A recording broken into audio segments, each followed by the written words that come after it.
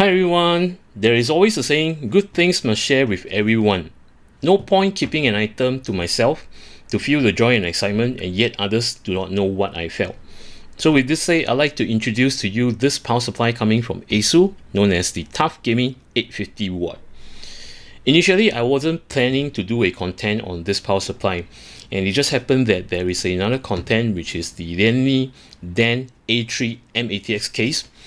I wanted to inquire some ATX form factor power supply, which I've approached FSP, Montech, and Asus, and Asus have came to my aid. If you guys are curious to know how this power supply fit into that case, you can click on my top left hand corner where you click on the URL and it will take you to that content.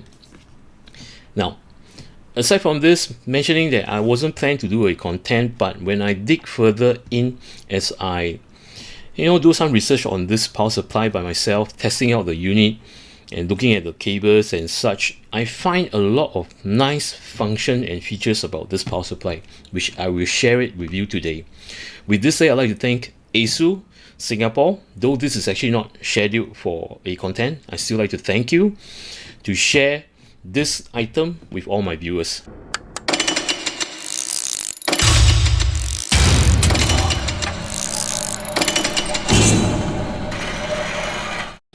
Inside the box, these are the items that you see, which is included in the package. Starting off with the instruction manual, a certified reliability certificate, and a notification on how to plug the 12 volt high power cable, which is included. You'll be provided with two AC cables, one which is of UK and this is for US. A bag of sleeve cables, which I will talk about it later. 3 zip tie or Velcro strap tie. Some zip ties for you to do cable management, and also the screws for your power supply to be mounted to your case. This is how the power supply looks like. When you unbox this unit, it is being protected with this plastic wrap, inclusive of this two sponge. And at this end, you will see the fan. This is at 135mm and it's of Excel design, as you can see, that you can find on any graphic cards on Asus. This will enable the fan to draw more cool air to cool down the components in this power supply. And over at the other end, you'll see the logo, the label, and the wattage, inclusive on all the wattage of each reel and the amperage being used, and of course with the certified of 80 plus gold. At this end, you have a very nice logo again, the model, and followed by the wattage of the power supply. Now, for this Tuf Gaming, it not only comes with 850 watt variant, it does come with 750, 1000, and 1200 watt. Meaning to say, ranging from 750, 850, 1000, and to 1200 watt. You can choose on all those variants depending on what kind of components you are using and how much current you are drawing. Over at this end, again, the Tuf Gaming model followed by the wattage, but this time the logo, right, it's a very nice reflective crest, as you can see. See? This is a modular power supply, so it will come with all this modular socket. And also, this power supply is rated ATX 3.0, PCIe 5.0 ready. Meaning to say, you are able to plug the 12 volt high power cable over here, which is provided with this power supply to power up your 4000 series card and above. Over at this end, a very simple plug for you to plug your AC cable, and at the bottom, a power switch. As mentioned to you, this is certified 80 plus gold with version ATX 3.0, PCIe 5.0 ready, which comes inclusive of a 12 volt high power connector to connect to your power supply and to run your RTX 4000 series or above graphic card. And what's built in this power supply unit on the PCB itself, they are making use of low ESR Japanese caps, which allow this power supply to generate at a current efficiency of 92%, which is very strong, which is good.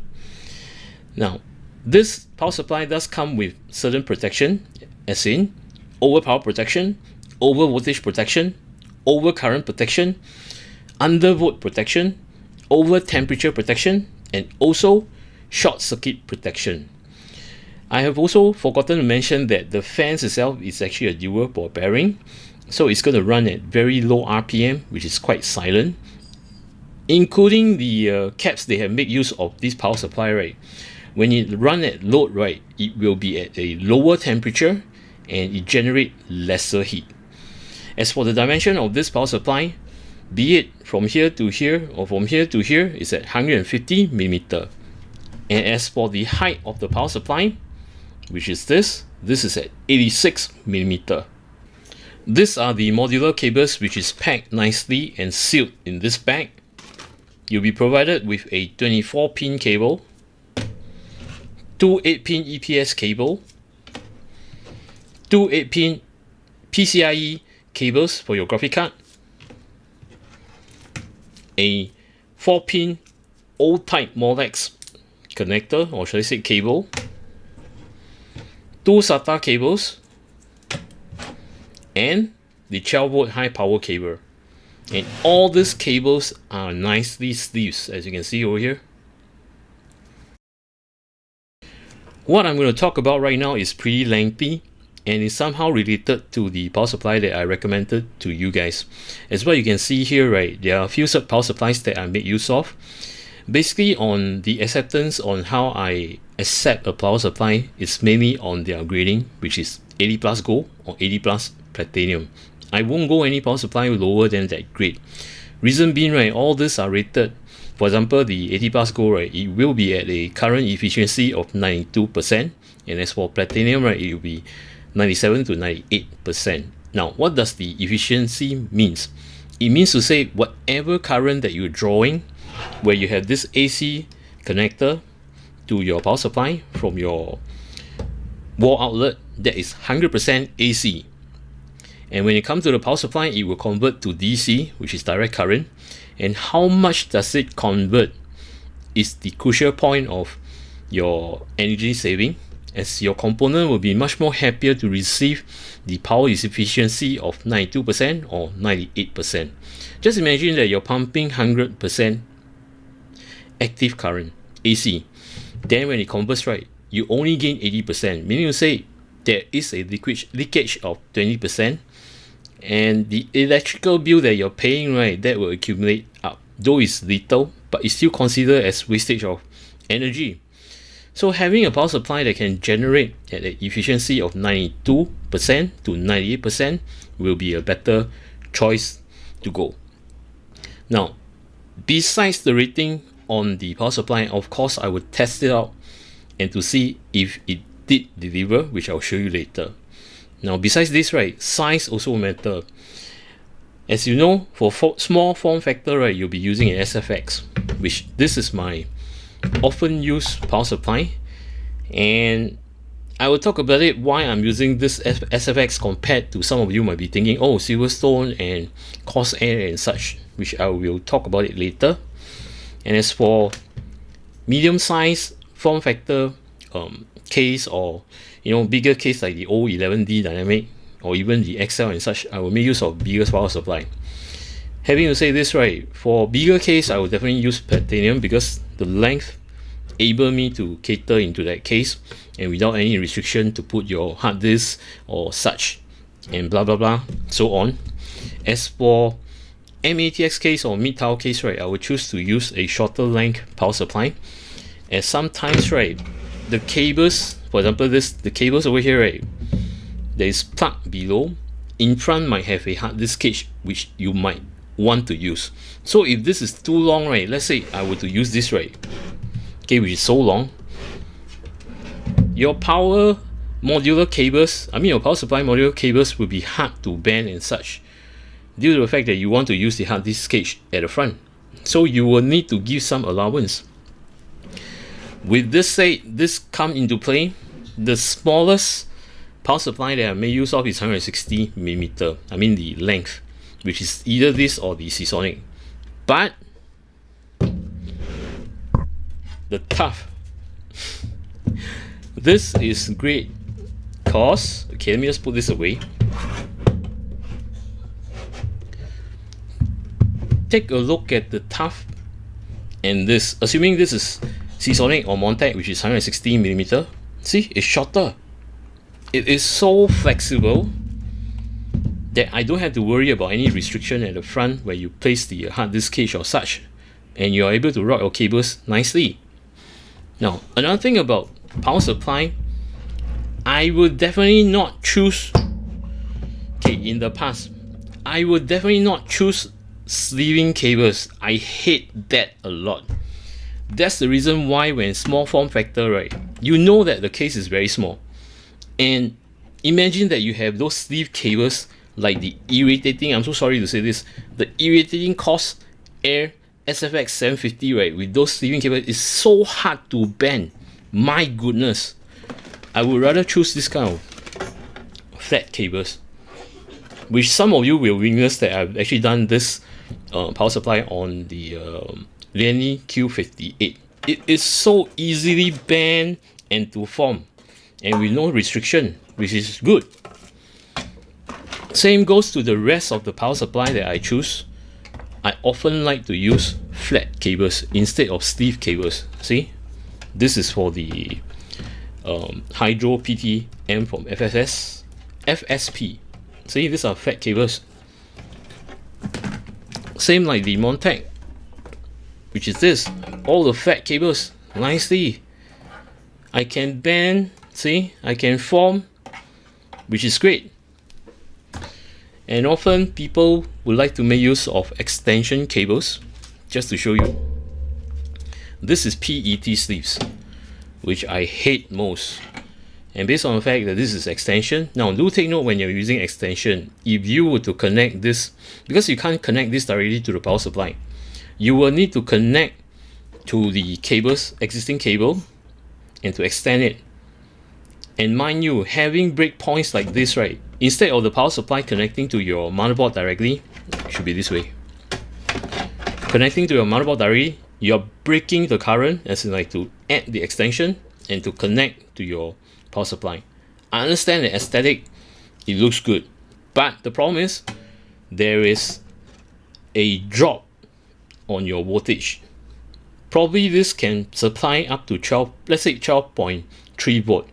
By adding extension sleeve, right, if you wouldn't believe me, right, you can go and calculate yourself on hardware info. Try connecting it directly and with a extension cable. If you plug with an extension cable, right, I can guarantee you that your voltage will not be at 12.3 as rated on this platinum. It will drop like 12.2 or 12.1. That's for sure. And another thing about extension cables, right, I don't like PET sleeving. It's damn hard to bend. The thing that I like is only paracords. The sleeving is paracord. It's very flexible. See, when you bend, right, it will form into shape and be there. And also PET, right, no matter how you form, see, it just spring out, which I hate most. Anyway, right now, after knowing that using extension cables, right, the voltage will drop, I will not encourage to use extension cables. Reason being, right now the PC components, they are all very power hungry and such. So if you want your PC component to, you know, be happy about the current being passed through, right, do not use extension cables. And with this said, right, all these are PCIe 5.0 ready. What do I mean by this? They do come with the 12 volt high power, for example this SFX. Now something new in the market, I know they will produce this kind of stuff, which I hate, this kind of thick sleeving. Furthermore, it's not really that flexible. Okay, just to show you. Same goes to the platinum. FSP. These are so stiff. Same goes to the Montag. I'm so sorry to actually bring out all this brand, but it's just that I know that the 12 volt high power cable is pretty new, but somehow I just hate the cables that come with it. See? Yes, it is very sturdy, I know, but the thing is that the flexibility of it is so bulky, and most of you will, go engage cable mode, which has this. Yes, nicely braided. Okay, I can understand for aesthetic, but think about it. You're spending so much on the power supply, and you have to spend additional cables. Why not spend on this additional cost, right, on something else? This is my take. Whereby, okay, now come to the grand finale of why I am introducing you this Tuff power supply. Okay, let me just get all this off the way. Now, as for the Tuff, you're only spending this much. Anyway, this power supply here does not cost a lot. It's 249 here in Singapore, or maybe 260, around there. It comes included with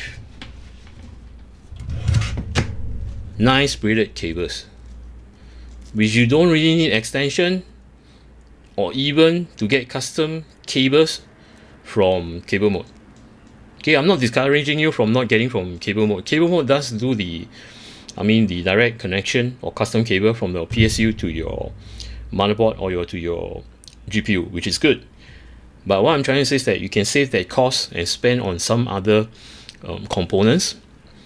And best part, right, when I mentioned about this Tuff, right, why I feel so great, one thing, the size. Two is the efficiency, which I will show you later after this. Next will be all these cables. See, it's nicely braided, inclusive of the 12 volt high power. It's not bulky, it's not chunky, and it's, at a certain limit you can bend with ease. It looks good.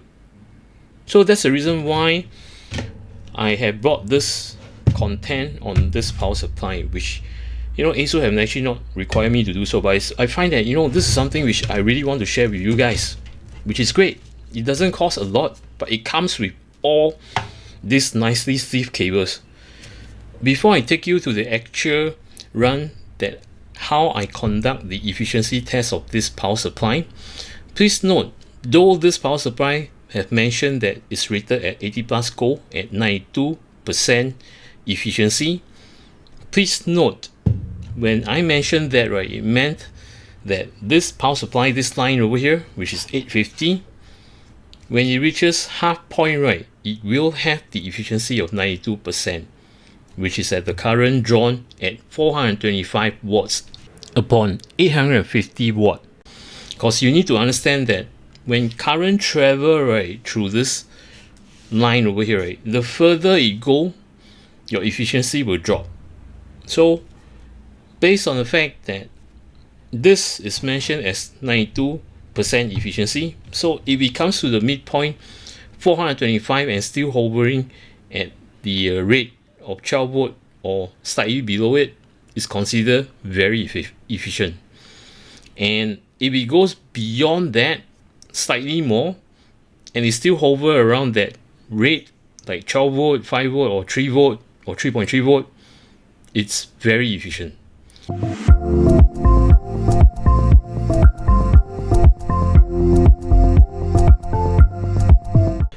There are two ways to test your power supply. First is just the unit itself using a PSU tester to see if the power supply meet up to the requirement, as in like 12 volt, 5 volt, and 3.3 volt. Now, the actual run will be when you piece up the whole system and you run Cinebench, you play games, and you do the workload and such, where I'm going to show you right now. As you can see, right, I made use of hardware info, pull out the stats that I need to see. Scroll down all the way till you see your motherboard specification. As you can see over here, this is a MSI B650M motherboard running on a 7950X processor. So when you look at this section over here, right, take note on the 12 volt, the 5 volt, and the 3.3 volt. As you can see here, right, this section here, current, which tells you that the current that is running, which is 12 volt, good. Next will be the 5 volt, which is 5 volt and above, which is good. And of course, the 3.3 volt, it's also matching it, which is 3.3 volt. And what are this voltage for? I will start off with the 3.3 volt. Now, this is often supplied on the standby power for your motherboard to hold all the cache memory. For example, let's say you program certain things like ARGB and such. It will hold the cache, so you need power. And besides this, right, if there are no current provided to your motherboard, your BIOS battery or CMOS battery will take over. So in order not to have your CMOS battery flat, this 3.3 volt that is supplying it, even your system is shut down, but make sure that the power supply AC is turned on, so you still hold the charge and everything. So this is where the 3.3 volt comes, and it's always at 3.3 and above and such. This is always at this rate. Then things that you need to take note are these two, which is the 12 volt and the 5 volt. Now for the 12 volt, right, make sure that it's around 12 volt and never drop until 11.8 or 11.7. This is graded as 80 plus go. Some power supply, yes, they have rated 80 plus go, but it can go up to 12.1 volt, which is good. Those are above, in fact, it's above Go Plus. They have made use of some platinum kind of caps on it. But anyway, this Tuff, right, it matches all the specs, which is 12 volt, 3.3 volt.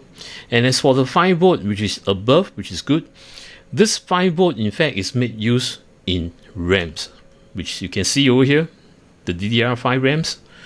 I know that it's drawing at expo profile, which is 1.35 volt or 1.45 volt, but the actual current that is pushing in, right, as you can see here, V in voltage, this is the one which is drawing off from your plus 5 volt.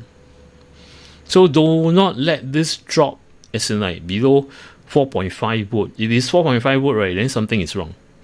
Okay, if it drops slightly, it's alright. Now, having to say this, right, let me just run this stress test just to show you. I am pulling off all the stats which you can see on hardware info, right, on this firmware. Okay, as you can see over here, all this in gray. Take note on all this in gray. Okay, not so confusing. Let me just show you here. Now you have the 12 volt, you have the 5 volt, you have the 3.3 volts, and you have the RAMs that is pulling. As you can see, right, the A2 slot, which is in green, the B2 slot, which is in orange.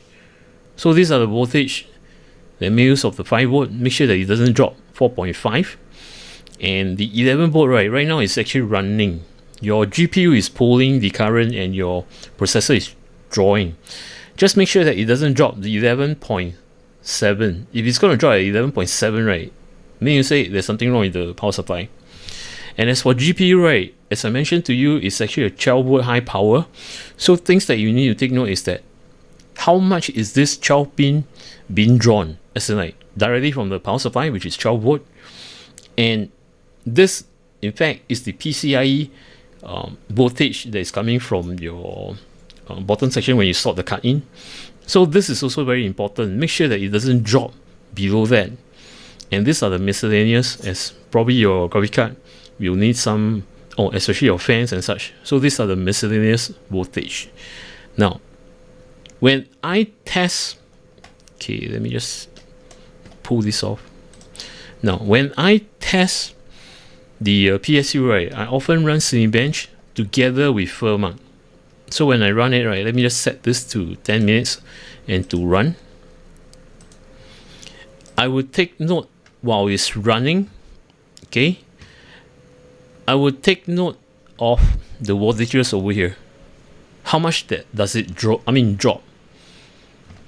Okay, probably I would just pull this down and show you. See, it's running on the background, and you will need to take note that the 12 volt, is it dropping drastically? No, it doesn't. The 5 volt, yes, it's still hovering while it's still running on the benchmark. As you can see, right, the power drawn, and the power drawn on the GPU and CPU, both. So it's drawing at this power, and other miscellaneous like your RAMs, your let's see, your RAMs, your M.2 and such, your fans. So with this power drawn on the voltage itself, right, take a look at the voltage. It doesn't drop, which is pretty good. So from 12 it did drop less than 0.08, I should say. It's pretty good. It's hovering around there, which is meeting up the expectation of 92% efficiency. And talking about the 5 volt, see, it's doing well. And as I mentioned to you, right, look at the voltage, the V in for the DDR5. See, it's not dropping to very drastically. It's okay, hovering, nice. And as for the GPU, as mentioned to you, right, all this, make sure that it doesn't drop 12 volt, especially for the PCIe plus 12 volt, which is this, and also the power in supply on the actual 12 volt high power cable. But as for miscellaneous, right, like your fans, your ARGB, etc., it can drop slightly, but not below 11.7 as mentioned. So having to say this, right, this Tuff does check out everything. This was taken off part of the live feed, whereby I have illustrated to you while it's running on the benchmark R23, and the CPU and GPU is running at 100% load, and to explain to you on the voltages which meets the specs requirement of this Tuff PSU. Now, before I run the benchmark, I did mention to you that regarding about the 92% power efficiency, if the system is to draw at 425 watt upon 850 watt midpoint, you will have 92% efficiency. What if it goes beyond, which I'm going to show you right now? Take a look at the CPU itself, whereby it draws 100% load at this wattage, which is 196. And for the GPU, right, 100% is running at this wattage, which is 284. So I'm just going to plus 284. Take a look. It's running above 425 watt, which is the midpoint. And when it exceeds that, right, okay, this is not the actual, this is just based on the CPU and the GPU, and they are plus miscellaneous whatever wattage that your system is drawing. So take it as 500 watt. Okay, I plus another 20 watt. Probably not so much. I would say that around 485. Okay, as you witness, right, the CPU plus the GPU is 480 watts. I just plus 5 more watts for miscellaneous. It go past 425 watts, and it still has the efficiency of 92%. As you witness over the voltages over here, it's still hovering the same figures. This proven that this PSU is very power efficient. This is how I judge how power efficient the power supply is. This is another method to test your power supply only with a power supply tester. First thing, connect your AC, make sure it's on, but not your power supply. You will need the 24-pin cable and the 8-pin cable, which is the EPS cable. First, plug the 24-pin to the power supply tester. Now it's going to take some time, so take your time to push it in and make sure it's fitted in nicely. Next will be your 8-pin EPS cable. Connect to the 8-pin socket. Again, make sure it's plugged nicely.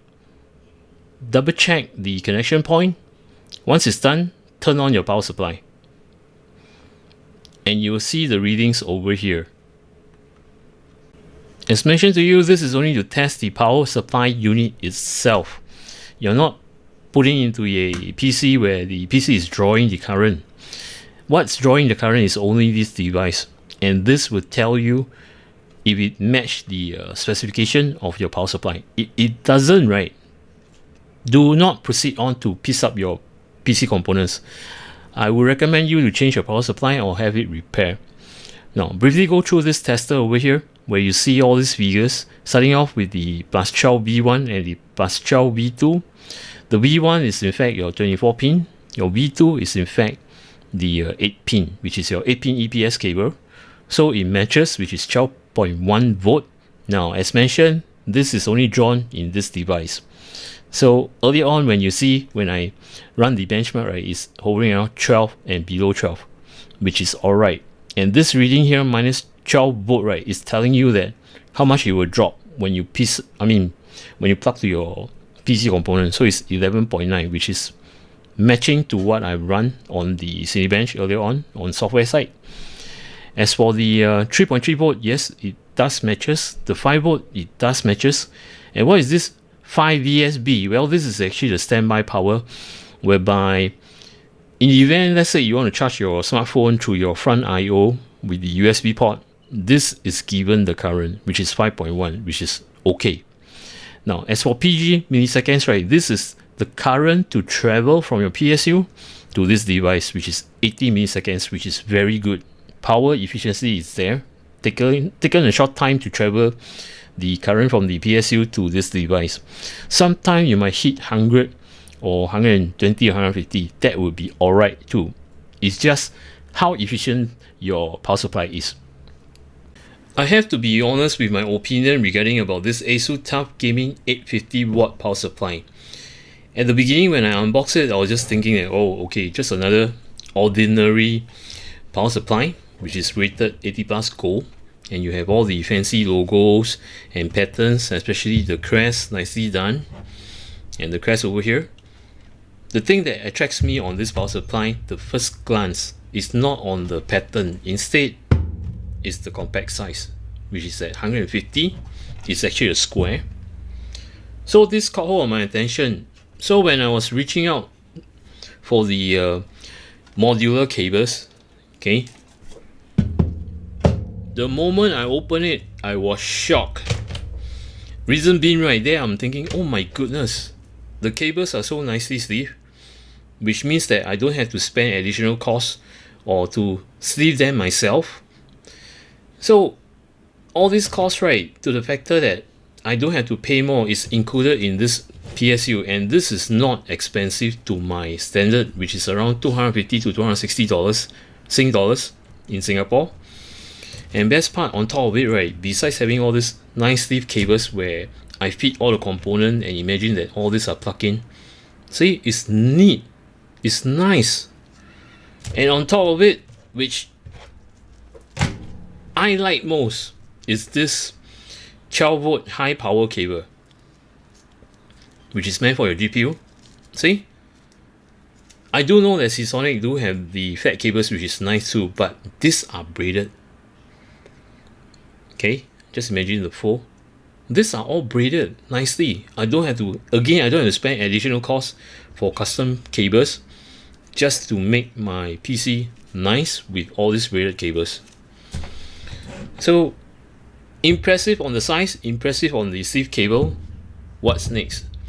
When I start to make use of this PSU and to test it in Cinebench, all the specs check out, and to my surprise, that even over at the 425 watt mark, which is supposed to be that mark to have 92% efficiency, it went past it, which is 480, which I've shown you on the actual run, and it still can hover at all those fantastic voltage, and it doesn't drop. And just think about it. I mean, it's like over 500, I mean over 850, almost 500 watts, and having the efficiency of 92%, which some of the PSU don't even have that capability. Once you pass 460 or so, right, your efficiency will start to drop, and you'll see that the voltage will drop. But this, it holds on. With this said, I hope you guys have actually enjoyed what I shared with you, and do know that, yeah, probably I sound like a salesperson, but this is the real experience that I'm telling you that I like this power supply. Why is it so? There are costs, you know, I mean, it's cost efficiency and you can save a lot. And if you guys are interested to purchase this power supply, right, as I mentioned to you, there is a range of 750 watt, 850 watt, 1000 watt and 1200 watt. And if you're interested, right, at my top right hand corner I have 2 QR code. You can scan that and to purchase accordingly to the wattage that you wanted. With this said, I'd like to thank Asus to have provided this unit to share with you guys. And if you guys are new, welcome to my channel.